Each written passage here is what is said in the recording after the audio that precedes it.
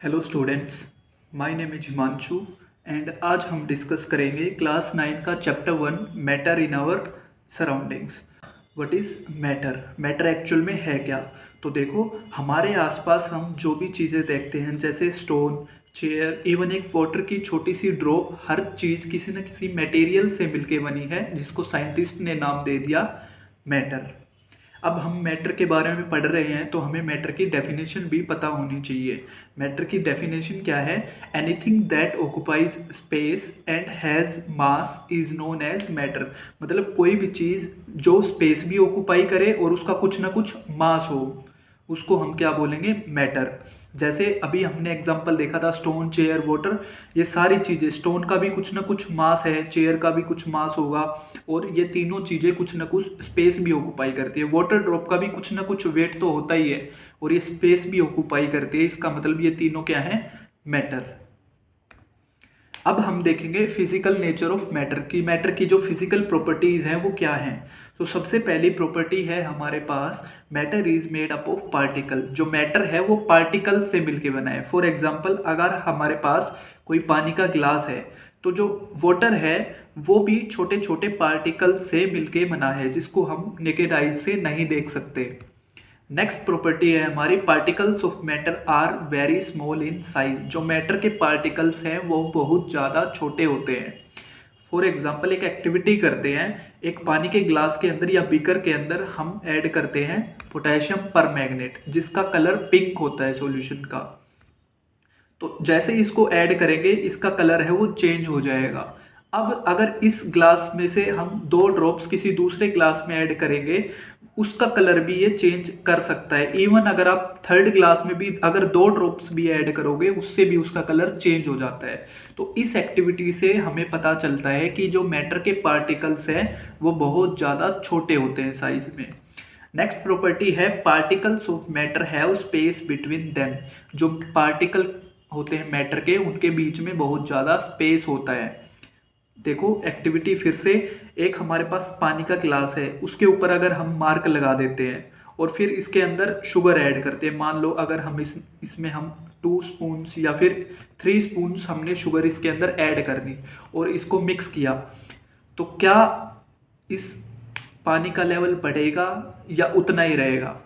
देखो, इतनी sugar add करने के बाद भी पानी का लेवल उतने का उतना ही रहेगा क्योंकि जो वाटर के पार्टिकल्स हैं उनके बीच में स्पेस है जहाँ पे शुगर जाके सेटल हो जाती है जिसकी वजह से वाटर के लेवल में कोई भी चेंजमेंट नहीं आता है। नेक्स्ट प्रॉपर्टी है हमारे पास, particles of matter are in continuous motion. फिर से एक्टिविटी करते हैं। देखो, एक वाटर का बीकर है, उसके अंदर अगर हमने पोटेशियम परमैंगनेट ऐड किया है, हमने इसको मिलाया नहीं है, खुद से इसका कलर है वो चेंज हो गया है। इसका मतलब ये खुद से मिक्स कैसे हो गया? क्योंकि जो पार्टिकल हैं वाटर के वो कंटिन्यूअस रैंडम मोशन में रहते हैं जिसकी वजह से ये खुद ब खुद मिक्स हो गया। नेक्स्ट, अब हम देखेंगे स्टेट्स ऑफ मैटर। देखो, मैटर की मेनली 3 स्टेट्स होती हैं, सॉलिड, लिक्विड एंड गैस। इसके अलावा 2 स्टेट्स और भी होती हैं, दैट इज प्लाज्मा और बोस-आइंस्टीन कंडेंसेट। अब हम देखेंगे सॉलिड स्टेट की प्रॉपर्टीज। पहली प्रॉपर्टी क्या है? Solids have definite shape and volume. Solids है उनकी एक डेफिनेट शेप होती है और उसकी डेफिनेट वॉल्यूम भी रहेगी। जैसे अगर हमारे पास एक वुडन ब्लॉक है, उसकी शेप हमेशा ऐसी रहती है, कभी चेंज तो नहीं होती ना। इसका मतलब इसकी शेप है वो डेफिनेट है और वॉल्यूम भी इसकी फिक्स रहती है, चेंज नहीं होती। एक प्रॉपर्टी ये हो गई। सेकंड प्रॉपर्टी है, सॉलिड्स हैव नेग्लिजिबल कंप्रेसिबिलिटी। की सॉलिड्स को हम कंप्रेस नहीं कर सकते। क्या वुडन ब्लॉक को आप कंप्रेस मतलब दबा सकते हो? क्या वो दब जाता है? नहीं ना। तो इसका मतलब सॉलिड्स है वो इनकम्प्रेसिबल होते हैं। थर्ड प्रॉपर्टी है, सॉलिड्स आर रिजिड। रिजिड का मतलब होता है कठोर। सॉलिड्स कठोर होते हैं। Particles of solid have very less space between them. जो सॉलिड के पार्टिकल्स होते हैं उनके बीच में बहुत कम स्पेस होता है। अब हम देखेंगे लिक्विड स्टेट की प्रॉपर्टीज। फर्स्ट प्रॉपर्टी है, liquids have definite volume but no definite shape. मतलब लिक्विड की डेफिनेट वॉल्यूम तो होती है लेकिन उसकी कोई डेफिनेट शेप नहीं होती। फॉर एग्जाम्पल, हमारे पास एक पानी का ग्लास है, उस आपने ग्लास में पानी डाला तो उसने ग्लास की शेप ले ली, आप किसी और बर्तन में डालोगे ये उस बर्तन की शेप ले लेगा। मतलब लिक्विड्स की कोई डेफिनेट शेप नहीं होती। लेकिन पानी तो एक ग्लास ही रहेगा, आप कहीं भी डालो उसको, ठीक है। एक जग में डालोगे तो भी एक ग्लास पानी रहेगा, बढ़ेगा तो नहीं ना, मतलब उसकी वॉल्यूम फिक्स है। नेक्स्ट प्रॉपर्टी है liquids take shape of container, अभी हम डिस्कस कर चुके। नेक्स्ट प्रॉपर्टी है liquids are not rigid, they can flow and hence are called fluids. मतलब लिक्विड है वो रिजिड, कठोर नहीं होते और वो फ्लो कर सकते हैं। अगर इस पानी के ग्लास को हम गिरा देते हैं तो लिक्विड है वो डिफ्यूज करेगा, मतलब फ्लो करेगा। देखो लिक्विड फ्लो कर सकते हैं, ये लिक्विड की प्रॉपर्टीज हो गई, ठीक है। नेक्स्ट प्रॉपर्टी है लिक्विड्स हैव नेग्लिजिबल कंप्रेसिबिलिटी। जैसे सॉलिड्स को हम कंप्रेस नहीं कर सकते थे, ऐसे ही लिक्विड्स को भी हम कंप्रेस नहीं कर सकते, उनकी कंप्रेसिबिलिटी नेग्लिजिबल हो सकती, नेग्लिजिबल है। अब हम देखेंगे गैसियस स्टेट की प्रॉपर्टीज को। फर्स्ट प्रॉपर्टी है gases have indefinite shape and volume. Gas की, देखो अब तक हमने सॉलिड के बारे में पढ़ा था कि सॉलिड की वॉल्यूम भी फिक्स रहती है और सॉलिड की शेप भी फिक्स रहती है। लिक्विड में वॉल्यूम है वो फिक्स रहती है लेकिन शेप फिक्स नहीं रहती। गैस में ना तो हमारी वॉल्यूम फिक्स रहती है और ना ही हमारी शेप फिक्स रहती है। फॉर एग्जांपल गैस का जो सिलेंडर आता है, सिलेंडर के अंदर गैस डली हुई है तो उसकी शेप ले लेगी, ठीक है। वो बहुत कम वॉल्यूम में भरी हुई है गैस, उतनी गैस अगर आप एक रूम में छोड़ोगे तो पूरे रूम को भी कवर कर सकती है वो, ठीक है। मतलब गैस की वॉल्यूम है वो फिक्स नहीं रहती। Next property gases are not rigid, they can flow and are called fluids. जैसे लिक्विड फ्लो कर सकता था वैसे गैस भी फ्लो कर सकती है, बट गैसेस लिक्विड के कंपैरिजन में और ज़्यादा तेजी से फ्लो करती है। जैसे रूम के अंदर एयर के पार्टिकल्स है वो फ्लो करते रहते हैं, जिसको हम डिफ्यूजन भी बोलते हैं। डिफ्यूजन क्या होता है, जब कोई भी मैटर है एक पोजीशन से दूसरी पोजीशन पे जाता है from higher concentration to lower concentration, उस प्रॉपर्टी को हम क्या कहते हैं, diffusion. Next gases are easily compressible. Gases जैसे सॉलिड्स और लिक्विड को हम कंप्रेस नहीं कर सकते लेकिन गैसेस को हम इजीली कंप्रेस कर सकते हैं। फॉर एग्जांपल हमारे पास एक अरेंजमेंट है, गैस भरी हुई है इस अरेंजमेंट के अंदर और ऊपर हमने इसमें लगा रखे पिस्टन। अगर इसको हम प्रेस करेंगे तो जो गैस के पार्टिकल्स है वो पास पास आ जाएंगे, जिससे गैस है वो कंप्रेस हो जाएगी। अगर हम गैस को बहुत ज़्यादा कंप्रेस करेंगे तो गैस है वो लिक्विड में चेंज हो जाती है। एक और प्रॉपर्टी है gas exert pressure on wall of container. अभी जैसे गैस इसमें भरी हुई है तो गैस इसके वॉल्स पे क्या करेगी, प्रेशर लगाएगी। अब हम देखेंगे can matter change it state, मतलब क्या मैटर की स्टेट है वो बदल सकती है। फॉर एग्जाम्पल अगर कोई सॉलिड चीज है क्या वो लिक्विड में चेंज हो सकती है? हाँ बिल्कुल हो सकती है। आपने देखा होगा आइस है वो मेल्ट होकर लिक्विड में चेंज हो जाती है, जब वाटर को बॉईल करते हैं तो वेपर्स में चेंज हो जाती है। तो स्टेट्स ऑफ मैटर है वो एक दूसरे के अंदर इंटर कन्वर्टेबल है, मतलब उनको हम चेंज कर सकते हैं। अब हम देखते हैं effect of change in temperature की। जो टेम्परेचर चेंज होता है उसका मैटर की स्टेट के ऊपर क्या इफेक्ट पड़ता है। देखो जैसे जैसे हम टेम्परेचर बढ़ाते हैं तो जो मैटर के पार्टिकल्स है उनकी काइनेटिक एनर्जी भी बढ़ती है, ठीक है, जिसकी वजह से जो पार्टिकल्स है वो अपनी पोजीशन पे वाइब्रेट करने लगते हैं और उनकी काइनेटिक एनर्जी इंक्रीज होती है। एक टाइम ऐसा आता है कि उनके बीच की काइनेटिक एनर्जी बढ़ जाती है, जिसकी वजह से स्टेट है वो चेंज हो जाती है। जैसे अगर हमारे पास कोई सॉलिड चीज़ है, मान लो आइस है, उसको हम हीट करेंगे तो उसके अंदर पार्टिकल्स है वो गर्म करने पे क्या करेंगे, अपनी पोजीशन पे वाइब्रेट करने लग जाएंगे। और एक टाइम ऐसा आएगा जब इनकी काइनेटिक एनर्जी इतनी ज़्यादा बढ़ जाएगी कि इनके बीच का जो फोर्स है वो कमज़ोर पड़ जाएगा और सॉलिड है वो किस में चेंज हो जाएगा, लिक्विड में चेंज हो जाएगा। अब फर्दर अब इसको हम और भी ज़्यादा हीट करते रहेंगे तो ये बहुत ज़्यादा काइनेटिक एनर्जी से मूव करने लगेंगे और लिक्विड आगे गैस में चेंज हो जाएगा। अब देखते हैं मेल्टिंग पॉइंट। मेल्टिंग पॉइंट हमें बताता है कि जो मैटर के पार्टिकल्स है उनके बीच का फोर्स कितना स्ट्रोंगर है। जितना ज़्यादा मेल्टिंग पॉइंट होगा पार्टिकल्स के बीच का फोर्स है वो भी उतना ही स्ट्रोंगर होगा।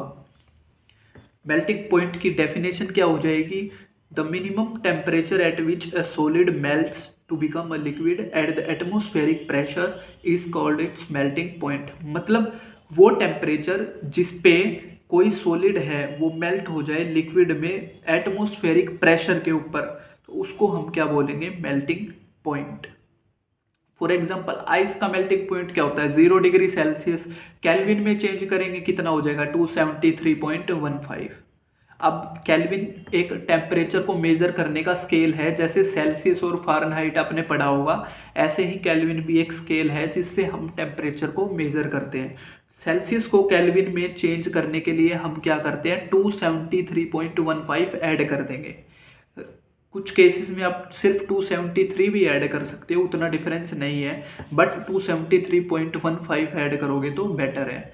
फॉर एग्जांपल हमें कन्वर्ट करना है 27 डिग्री सेल्सियस को हमें केल्विन में चेंज करना है, तो हम क्या करेंगे, 27 के अंदर 273 ऐड कर देंगे, कितना हो जाएगा, 300 केल्विन इसका आंसर आ जाएगा। आई होप आपको समझ आया होगा। और अगर आपको केल्विन को सेल्सियस में चेंज करना है तो हम क्या करेंगे, 273 माइनस कर देंगे। अब हमारे पास क्वेश्चन है, when a solid melts its temperature remains the same, so where does heat energy go. अच्छा, अब अगर आप आइस को हीट करोगे तो क्या होगी, वो लिक्विड में चेंज हो जाएगी। अब आइस का जो टेम्परेचर होता है वो होता है 0 डिग्री सेल्सियस, वो मेल्ट होगी, वाटर में चेंज होगी, तो भी उसका टेम्परेचर कितना रहेगा, 0 डिग्री सेल्सियस। तो हमें बताना है कि ऐसा आखिर होता क्यों है। देखो, जब भी हम आइस को हीट करते हैं तो जो हीट एनर्जी है वो उसके मॉलिक्यूल्स के बीच में जो इंटरमोलिकुलर फोर्स लग रहा है उसको कोप अप करने में यूज हो जाती है। ठीक है, उस फोर्स को कोप अप करने में यूज हो जाती है, जिसकी वजह से हमें टेम्परेचर में कोई भी चेंजमेंट नहीं आता। देखो, ये हीट एनर्जी तब तक यूज होगी जब तक आइस पूरी मेल्ट नहीं हो जाती। जब आइस पूरी मेल्ट हो जाएगी तो टेम्परेचर में फिर इंक्रीज होना स्टार्ट हो जाएगा। नेक्स्ट है लेटेंट हीट। देखो, लेटेंट का मतलब होता है हिडन। हिडन मतलब देखो, जो अभी हमने आइस का एग्जांपल देखा था, जो हीट हम उसको सप्लाई कर रहे थे लेकिन टेम्परेचर है वो इंक्रीज नहीं हो रहा था, मतलब हीट है वो कहीं ना कहीं जा रही थी, हिडन बोल सकते हैं हम उसको। मतलब वो हीट कहाँ यूज हो रही थी, उसके इंटरमोलिकुलर फोर्स को कोप अप करने में। डेफिनेशन क्या हो जाएगी, the energy that is consumed during change of states of matter without any change in temperature. मतलब जो एनर्जी किसी मैटर की स्टेट को चेंज करने में यूज हो जाए और उसके अंदर कोई भी टेम्परेचर का चेंज नहीं हो रहा, तो उसको हम क्या बोलेंगे, latent heat. Next, latent heat of fusion क्या हो जाएगी। देखो, फ्यूजन का मतलब क्या होता है, जब सॉलिड लिक्विड में चेंज होता है उस प्रोसेस को हम क्या बोलते हैं, फ्यूजन। तो डेफिनेशन क्या हो जाएगी, the amount of heat energy required to change 1 kg solid into liquid at atmospheric pressure at its melting point is known as latent heat। मतलब 1 kg सॉलिड को लिक्विड में चेंज करने के लिए एटमोस्फेरिक प्रेशर पे हमें जो हीट लगती है उसको हम क्या बोलेंगे, लेटेंट हीट ऑफ फ्यूजन। ऐसे ही लेटेंट हीट ऑफ वेपोराइजेशन। देखो, वेपर किसकी बनती है, लिक्विड की, तो 1 kg सॉलिड की जगह क्या आ जाएगा, 1 kg लिक्विड इनटू गैस, तो ये क्या हो जाएगी, लेटेंट हीट ऑफ वेपोराइजेशन। ऐसे ही बॉइलिंग पॉइंट क्या होगा, देखो बॉइलिंग पॉइंट क्या होगा, ऐसा टेम्परेचर जब कोई लिक्विड बॉईल करना शुरू हो जाए उसको हम क्या बोलेंगे, boiling point. Again atmospheric pressure के ऊपर। Definition, the temperature at which liquid starts boiling at the atmospheric pressure is known as boiling point. अब हम देखते हैं कि जो प्रेशर है उसके चेंज का इफेक्ट क्या पड़ता है मैटर की स्टेट्स पे। देखो, particles of matter come closer on applying pressure. जैसा हमने गैस के केस में देखा था, जब गैस के ऊपर हम प्रेशर लगाते हैं तो जो गैस के पार्टिकल्स है वो क्लोजर आ जाते हैं। ठीक है, अब गैस है, गैस को कंप्रेस करने के लिए हमें दो बातें ध्यान रखनी पड़ेंगी। गैस को कंप्रेस करना है तो हम प्रेशर को तो इंक्रीज करेंगे और टेम्परेचर को डिक्रीज करेंगे। फॉर एग्जाम्पल हमारे पास ये अरेंजमेंट है, गैस के मॉलिक्यूल है, पिस्टन से हम क्या करेंगे, इस पिस्टन को अगर हम प्रेस करेंगे तो हम प्रेशर एक्सर्ट कर रहे हैं और टेम्परेचर को हम लो कर देंगे, तो गैस क्या हो जाएगी, कंप्रेस हो जाएगी और ये किस में चेंज हो जाएगी, लिक्विड फॉर्म में चेंज हो जाएगी। अब हम देखते हैं different process involve in change of state. अब जो चेंज ऑफ स्टेट होती है उनको हम क्या नाम देते हैं। जैसे अगर कोई सब्सटेंस सॉलिड से लिक्विड में चेंज हो रहा है तो उस प्रोसेस को हम बोलते हैं फ्यूजन, और अगर लिक्विड गैस में चेंज हो रहा है उसको बोलेंगे वेपोराइजेशन, और अगर गैस सॉलिड में चेंज होती है, पहले देखते हैं सॉलिड अगर गैस में चेंज होता है तो बोलेंगे सब्लिमेशन। अब अगर गैस लिक्विड में चेंज होगी उसको बोलेंगे कंडेंसेशन। अगर लिक्विड सॉलिड में चेंज हो रहा है उसको बोलेंगे सॉलिडिफिकेशन, और अगर गैस सॉलिड में चेंज हो रही है उसको बोलेंगे डिपोजिशन। क्लियर। अब हम देखते हैं इवेपोरेशन क्या होता है। देखो वेपोराइजेशन आपने पढ़ा कि कोई भी लिक्विड को बॉईल करेंगे तो उसकी वेपर्स बनती है, उस प्रोसेस को हम क्या कहते हैं, वेपोराइजेशन। इवेपोरेशन वेपोराइजेशन से कैसे अलग है? देखो वेपोराइजेशन होता है बॉइलिंग पॉइंट के ऊपर, और अगर कोई भी लिक्विड है उसकी वेपर्स बनना शुरू हो जाती हैं उसके बॉइलिंग पॉइंट से पहले ही, तो उस प्रोसेस को हम बोलते हैं इवेपोरेशन। जैसे डेफिनेशन क्या हो जाएगी, conversion of any liquid into vapours below its boiling point at atmospheric pressure is called evaporation. ठीक है। फॉर एग्जाम्पल जैसे सन है, सन क्या करेगा, जो भी पॉन्ड है या सी है उसके वाटर की वेपर्स होती है। क्या सन पूरे वाटर को 100 डिग्रीज पे हीट थोड़ी कर सकता है? जो भी पॉन्ड्स है उसके वाटर को, वो तो 100 डिग्री से पहले ही उसका क्या हो जाता है, इवेपोरेशन हो जाता है। ठीक है, तो इस प्रोसेस को बोलेंगे इवेपोरेशन।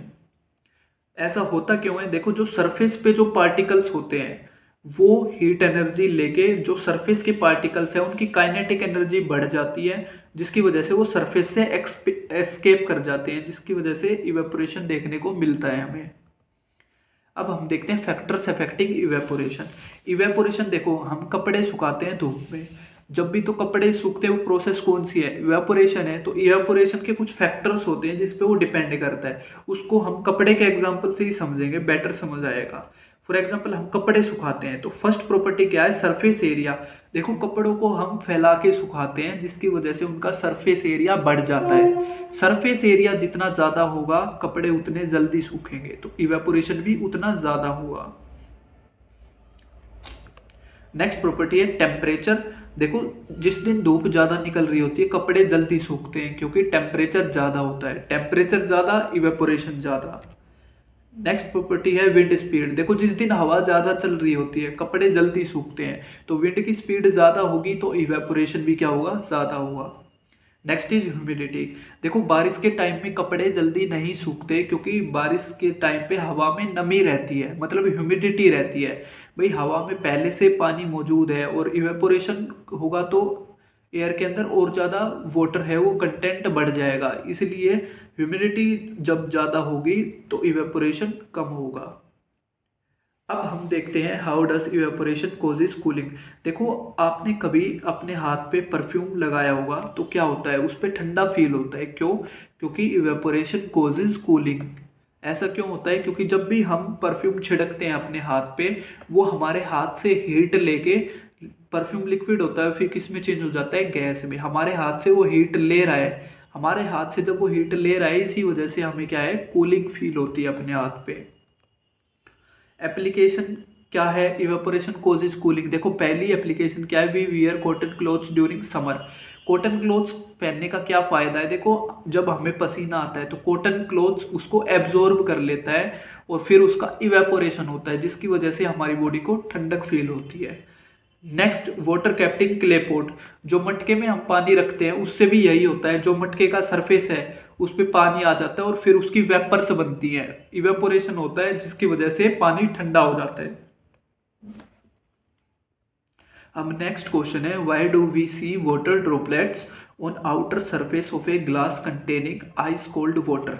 अगर किसी ग्लास के अंदर आइस कोल्ड वाटर है, मतलब बहुत ज़्यादा ठंडा पानी, आपने देखा होगा ग्लास के बाहर ऐसे पानी की बूंदें आके जम जाती हैं, ये क्यों होता है? देखो एयर के अंदर क्या है, वाटर की वेपर्स मौजूद हैं और वो जब ग्लास के ठंडे पानी से टकराती है तो उनके पास काइनेटिक एनर्जी है, उनका टेम्परेचर भी ज़्यादा है, तो ठंडे पानी से जब वो टकराती है ग्लास से तो उनकी जो टेम्परेचर है वो डिक्रीज हो जाता है और वो गैस से किस में चेंज हो जाती है, वेपर्स में चेंज हो जाती है, जिसकी वजह से हमें उसके बाहर वाटर ड्रॉपलेट्स दिखाई देती है।